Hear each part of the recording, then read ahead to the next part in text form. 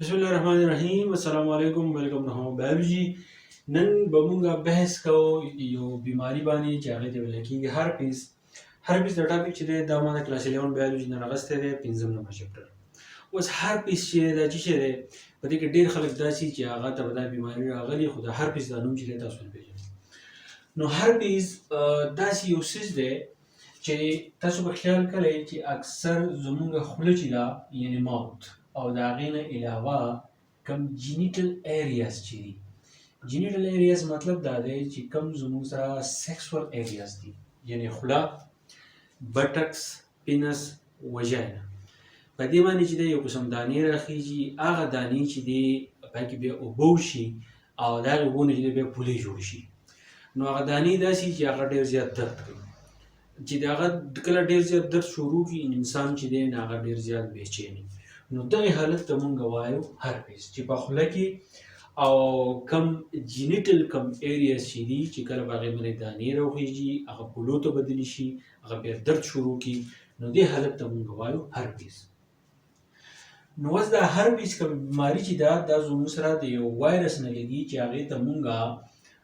په شارټکټو کې مونږ وایو HSV، یعنې هرپیس سمپلکس وایرس.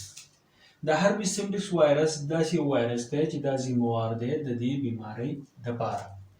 خو چې کله موږ مزید تفصیل ته لاړ شو نو موږ وایو چې دا کوم وایرس چې دی HSV چې ورته موږ وایو یعنې هرپیس سمپلکس وایرس، دا زموږ سره چې دی دا دوه قسمه دی. یاد ساتئ دا وایرس څو قسمه دی؟ دا دوه قسمه دی. په دې کې یو وایرس دی چې هغې ته موږ وایو HSV1. ځان پوه کړئ HSV1 دا داسې وایرس دی چې دا زموږ په خوله باندې چې دی اټیک کوي. چې کله په خوله باندې اټیک کوي نو موږ وایو چې دا اورلی هرپیس چې دی نو هغه موږ ته کاس کوي. د هغې نه علاوه کوم دویم وایرس چې دی نو هغې ته موږ وایو HSV2. نو دا زموږ سره کوم سیکسول کوم ایریاز چې دي نو هغه زموږ سره افیکټ کوي او په دې باندې دانې چې دي هغه راخیږي. هرپیس بیماری چې کله راځي د دانو دا دوه قسم وایرس دي، یو زموږ سره دی HSV1 یعنې زموږ په خوله باندې دا وایرس چې دی اټیک کوي. بل وایرس زموږ سره دی هغې ته موږ وایو HSV2. دا زموږ سیکسول ایریاز یعنې بټک، ویجاینا، پینس او اینس دا په دې باندې چې دی اټیک کوي، په دې کې چې دی دانې راخیږي. نو چې کله چې زموږ سره دا وایرس په موږ باندې اټیک وکړي نو زموږ په جسم کې څه علامات چې دی هغه راښکاره شي. هغه علامات څه دي دا په خپل ذهن کې چې دی یاد ساتئ. اولنی علامت دا دی چې دا زموږ سره پینفول بلیسټرز چې دی هغه جوړوي. پینفول بلیسټرز مطلب دا دی چې زموږ سره داسې دانې راخیږي په دغه ځایونو باندې، دا کوم ځایونه چې ما وویل چې هغه دانې داسې چې هغه ډېر زیات درد کوي. او د درد نه علاوه په دې کې څه محسوسېږي؟ ایچینګ موږ وایو خارش. دغه دانې چې دي هغه ډېر زیات خارښ کوي.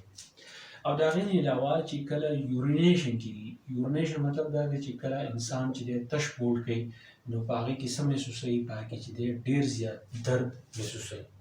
او زموږ سره کوم فیمیل چې نو فیمیل کوم ویجاینا چې نو د هغې نه ویجاینل فلویډ چې دی نو هغه چې دی ډسچارج کېږي. ویجاینل فلویډ چې دی یورینیشن په دوران کې چې دی نو هغه د فیمیل ویجاینا چې دی هغه ځي. نو دا د دې سمپټمز دي.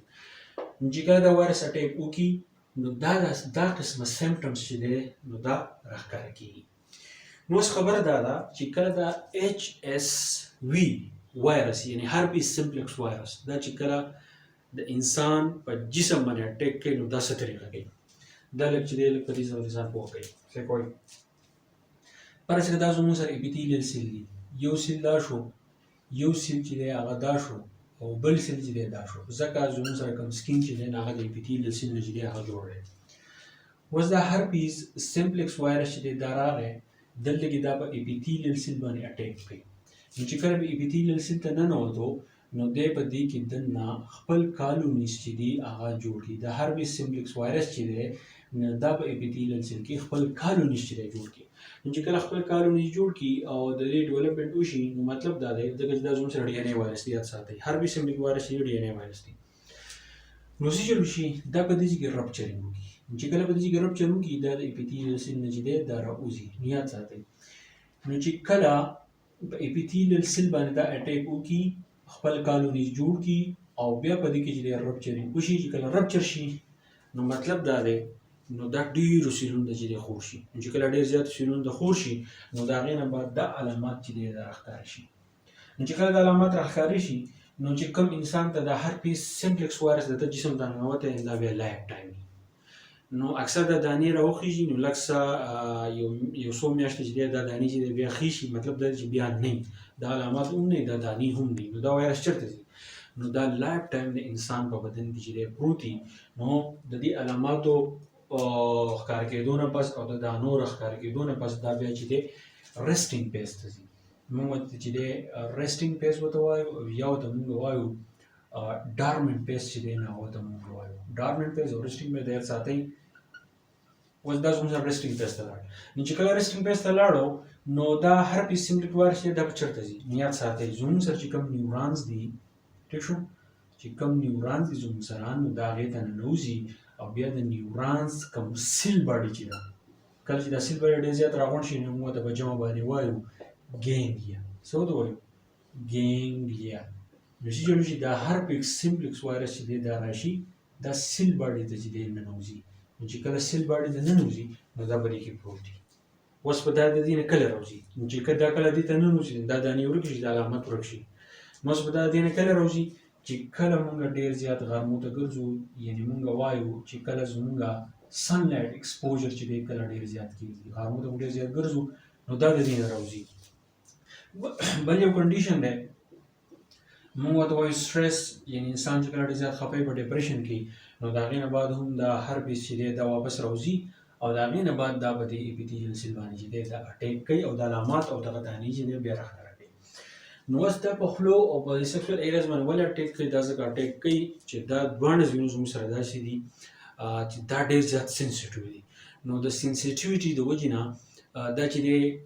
په دې دواړو ځایونو باندې اټیک کوي خو دا هم کېدای شي چې HSV1 وایرس چې دی دا په دې باندې هم اټیک کوي HSV وایرس چې دی دا په خوله باندې هم اټیک کوي دا ګډوډ چې دی دا هم کېدای شي ټیک شو اوس دا وایرس چې دی خورېږي هم مونږ ورته وویل چې د دې کازز چې دي هغه څه دي یاد ساتئ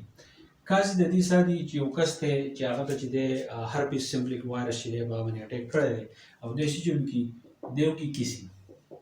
ټیک شو ماشوم خپل کې یا چې دی کیسینګ وکړي هغې ته پوهېږي نو د هغې سره دا وایرس چې دی دا بل انسان ته چې دی دا پاس کېږي ښه د هغې نه علاوه سکین ټو سکین کانټیکټ راشي سکین ټو سکین